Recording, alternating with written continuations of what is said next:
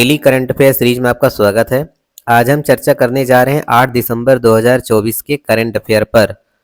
अगर अभी तक आपने हमारे चैनल को सब्सक्राइब नहीं किया है तो ज़रूर कर लें। और आइए देखते हैं आज के महत्वपूर्ण करंट अफेयर्स की अपडेट क्या क्या हैं।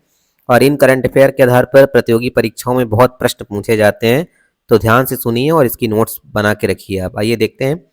नेफिथ्रोमाइसिस भारत का पहला स्वदेशी एंटीबायोटिक। शम्मी सिल्वा ने एसीसी अध्यक्ष का पदभार संभाला। भारत ने संयुक्त राष्ट्र मादक पदार्थ आयोग की अध्यक्षता की।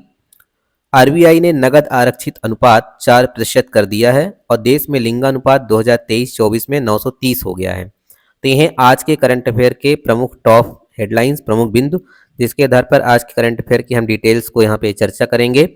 और इस करंट अफेयर से संबंधित हमारी जो टेस्ट है वो भी आयोजित किए जाते हैं, तो उस लाइव टेस्ट में भी आप भाग ले सकते हैं। तो आइए देखते हैं। नेफ्रोथाइमिन भारत का पहला स्वदेशी एंटीबायोटिक है।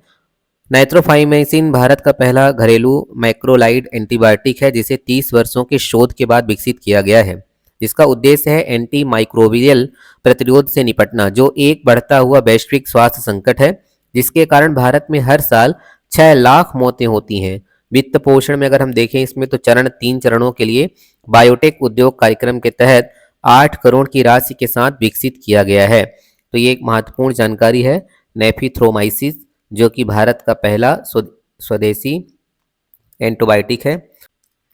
समी सिल्वा ने एसीसी अध्यक्ष का पदभार संभाला। श्रीलंका क्रिकेट के अध्यक्ष समी सिल्वा एशियाई क्रिकेट परिषद के नए अध्यक्ष हैं।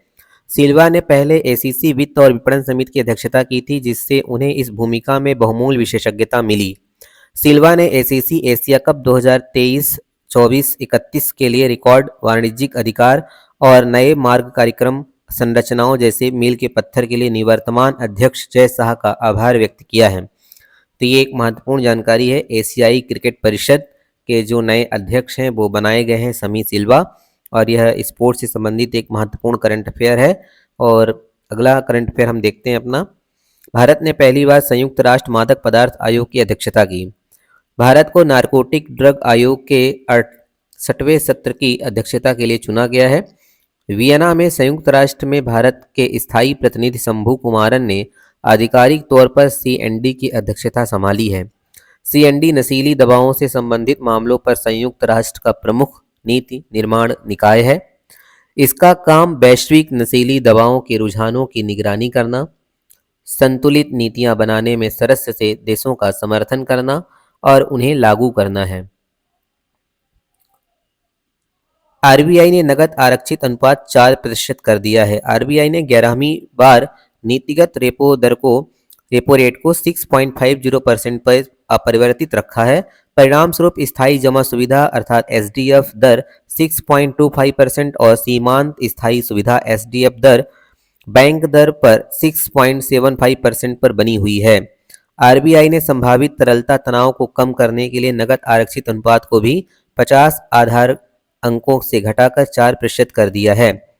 इस कदम से 1.16 लाख लोगों को लगभग लाभ मिलेगा। देश में लिंगानुपात 2023-24 में 930 हो गया है।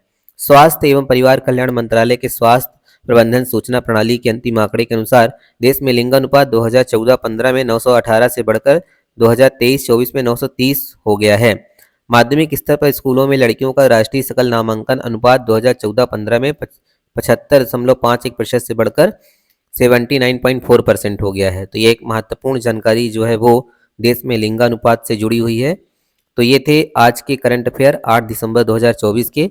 आशा करते हैं आपके लिए उपयोगी होंगे। अगर अभी तक आपने हमारे चैनल को सब्सक्राइब नहीं किया है तो ज़रूर कर लें और इस वीडियो को शेयर करें, जिससे अन्य विद्यार्थियों तक भी पहुंच सके। धन्यवाद।